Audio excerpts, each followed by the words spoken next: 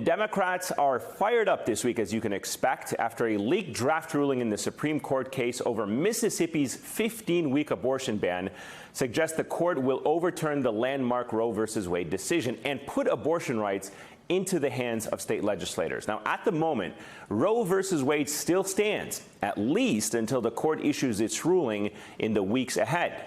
But Democratic lawmakers are vowing to fight back. This is as urgent and as real as it gets. We will vote to protect a woman's right to choose, and every American is going to see which side every senator stands on. This is a 5-alarm fire. I have seen the world where abortion is illegal, and we are not going back. All right, so you would think this would be a big win for Republicans, that they'd been overjoyed by this likely ruling, but they appear to be more concerned by the leak itself than what the leak actually means for abortion rights in this country.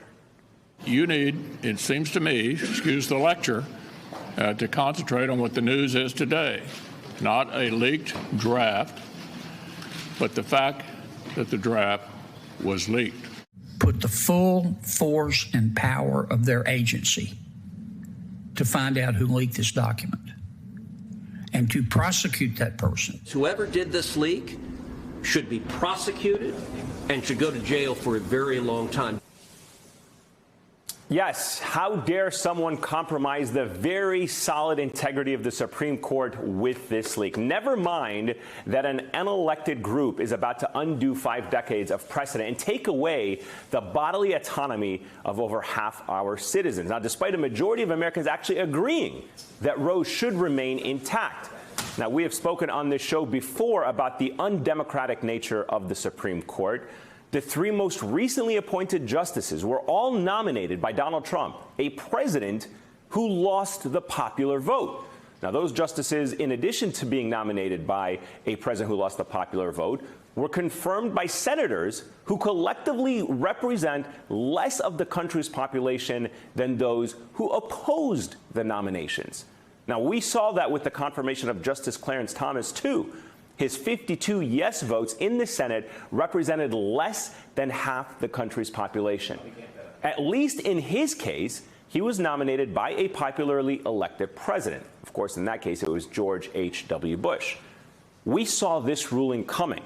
Trump said as a candidate that he'd appoint justices likely to overturn Roe. That was his litmus test. And indeed, his nominees were believed by court watchers to support such a step. And when the current case was argued last year, conservative justices seemed inclined to back those restrictions on abortion. But how exactly did we get to this moment? How did abortion become such an animating cause for conservatives, particularly evangelical conservatives? And ultimately, how did it become a litmus test for Republican candidates like Donald Trump? And it goes back to another landmark, precedent-setting Supreme Court case, Brown versus the Board of Education. That was the case that desegregated public schools in America. And as Rolling Stone recounts, after that decision, some white evangelical Christians forced an alliance with some white Catholic groups who they had often disagreed with to create white-only private religious schools. Not long after that, the Supreme Court told them that that, too, was unconstitutional and stripped such schools of their tax-exempt nonprofit status. So in the early 70s, the religious right was looking for another issue to rally around. It couldn't be segregation. There was no appetite for that anymore. But in the issue of abortion, they found not just the defense of a fetus, but a rallying point against government intrusion, feminism, gay rights, and the sexual revolution. And you know what happened? It worked. In 1976, the Republican Party added to its platform opposition to abortion rights. In 1980, the Christian right helped catapult Ronald Reagan to the presidency on a campaign promise of a constitutional abortion ban. That never happened. But since then, since that moment, conservatives have worked to transform the courts, instead pushing and appointing judges and justices who are hostile to abortion rights and dedicated to the philosophy of constitutional originalism. You see that philosophy all over the leaked decision written by Justice Samuel Alito. It is everywhere in that document. He writes, the Constitution makes no reference to abortion, and no such right is implicitly protected.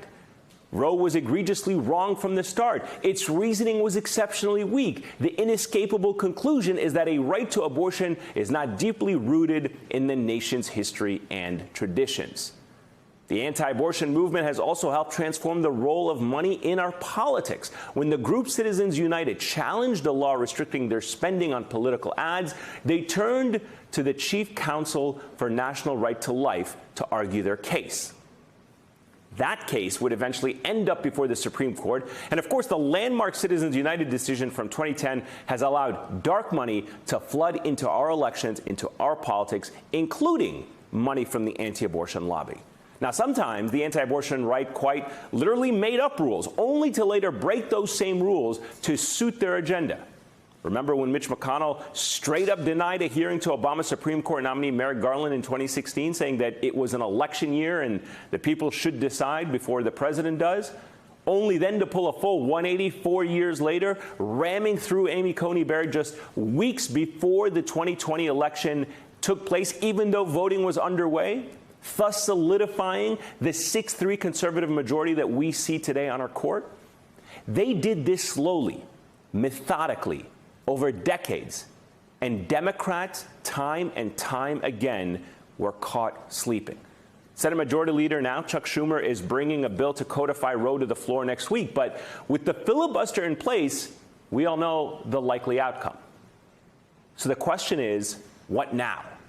And if this draft ruling is finalized, what can practically be done to help women who need access to abortion in states that are going to lose that access? Joining me now is University of Baltimore law professor Kim Whaley, who wrote the book, How to Read the Constitution and Why, and Mini Timaraju, president of NARAL Pro-Choice America. Ladies, it's great to have both of you with us. I greatly appreciate your time. Kim, what did you make of Justice Alito's draft ruling here? Do you think his arguments are constitutionally solid? Because I'm not a constitutional law expert. I can think of a lot of things that were not mentioned in the Constitution when it was drafted 200 plus years ago that are applied as law of the land right now. No, I mean, it's an intellectually dishonest opinion. He does say, number one, if it's not black and white in the Constitution, then the protection doesn't exist. And then number two says, and if it's not black and white, let's look to history and tradition. Under number one, let's be clear, the Constitution doesn't even say that the Supreme Court gets to determine ambiguities in the Constitution. That was a decision the Supreme Court found. So if Justice Alito is correct, then this opinion is irrelevant legally, because there's nothing in the Constitution saying that the Supreme Court gets to determine ambiguity. Number two, you mentioned Citizens United. It'll be very interesting if this new majority decides, well, you know, when the First Amendment was ratified, corporations weren't what the founders had in mind. They're fictions. It was human beings. So we better reverse that. No, it's a very troubling decision. When he gets to history, he goes back hundreds of years prior to the ratification of the Constitution into common law England, and basically says women didn't have these kinds of reproductive rights. Abortion was considered murder, therefore they don't have them today. Wiping out 50 years of history and tradition that is Roe versus Wade. It's deeply, deeply troubling because, as you indicate, it's only a stone's throw from many other unenumerated rights, including the right to raise your own child as you see fit. Rights that matter to evangelicals. The right to not be forcibly sterilized by the government. What we're moving into is these five folks, unelected, just get to decide the constitutional rights for the rest of us. It's very disturbing from a legal and constitutional perspective. Yeah, and it's happening, as I mentioned, also in a very undemocratic way, where the majority of this country are not having their voice represented either in the presidency, in the Senate that confirms these judges, and now in the actual judicial agreements or decisions that are made by them. Mini, why did you think that Democrats got caught sleeping here on this? Because I mean, did they in the U.S. population in general become too complacent and just assume that year after year? Did they just trust these justices who actually stood there in Congress and said that it is the settled law of the land and that we shouldn't worry about it being overturned, only to wake up one day and see that either the justices lied to the public when they were going through their confirmation process, or that the Democrats for the past 40 years have not been taking the threat seriously enough to shore up this right? It's a great question. I question your framing. I will say the last 2 years we've had the most egregious record number of abortion restrictions and bans passed in states across the country. And for the last decade, we've seen an uptick in state and local efforts to restrict and limit access to abortion. Democrats have been on the front line of fighting back and pushing back. As you noted in your intro, which was excellent, 8 out of 10 Americans support the legal right to Roe. We are collectively the majority of this country, and yet we are not being represented democratically. We're living under minority rule.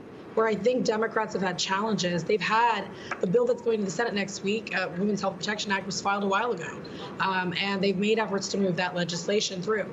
I think it's been hard to convince the American people that such a protected fundamental right was under attack, even though we've had these levels of restrictions happening in places like my home state of Texas for over a decade. So I think there's a clear contrast between the Democrats and the extremist GOP elected officials already banning abortion before the decision was out in places like Texas, Idaho, Oklahoma, Arizona, Florida. And we have to draw a really clear contrast between the two parties. So let's talk about where it goes from here, Kim, because you have Senate Majority Leader Chuck Schumer bringing the Women's Health Protection Act, which would codify Roe to a likely, and I could be wrong, hopefully I'm not, but to a doomed floor vote next week. Democrats, you got like Joe Manchin, Kristen Sinema, are still defending the filibuster, believe it or not. And so it really begs the question, what options are left at the federal level to protect abortion rights if this attempt fails? Well, I agree. With the filibuster in place, this kind of substantive legislation is dead in the water. And let's be clear, the filibuster is not in the Constitution. It's not even in a law. It's a procedural relic, but it has taken over the ability of the United States Congress to do anything.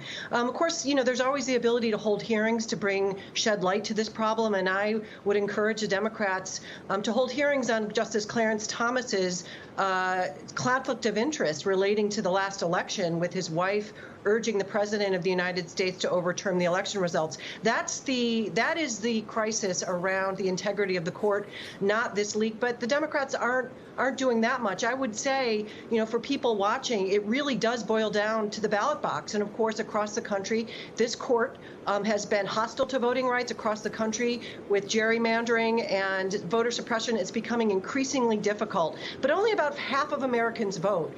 And the Supreme Court's punting this back to the states, which are dotted, as many indicated, with primarily minority rule, right-wing, radical Republicans. We have to take back our democracy as we the people, and that's going to come from the ground up. The politicians are not going to save us. Congress is not going to save us. And the Supreme Court certainly is not going to save us. We have to demand it, not just for ourselves, but for our children. They're the people that actually keep me up at night. Their futures without a functioning democracy. And we are just a hair's breadth away from that, not just with abortion rights. Yeah, and I wanted to ask you about that finally, Minnie, if I can. The abortion issue, it's obviously so heated, and so often what gets lost in the discussion about legislation and policy and bans is that the ban on abortion itself is going to have a real-world practical effect. It could have implications for women who miscarry, who need certain types of birth control, or the morning after pill. Give us a sense of what's at stake for women's reproductive health rights in this country beyond just access to abortion itself. We've already started to see the effects before the decision was even announced, and this was just a leak. To be clear, right now, abortion is still legal in this country, in most states, in the majority of the country. It's really important to make that clear. But in places like Texas, where SB 8 has been allowed to stand, and where the Supreme Court did not intervene, it's opened the floodgates for all these other restrictions that I mentioned, reference. And we're already seeing dramatic implications on women's health. because providers, abortion providers, are also on the front line of providing contraceptive care, well woman visits, comprehensive reproductive services. So as we are gutting these services in states like Texas that have already limited programs like Title X away from abortion providers, there's just been a steady drip, even before this year, on restrictions on contraceptives and access to birth control.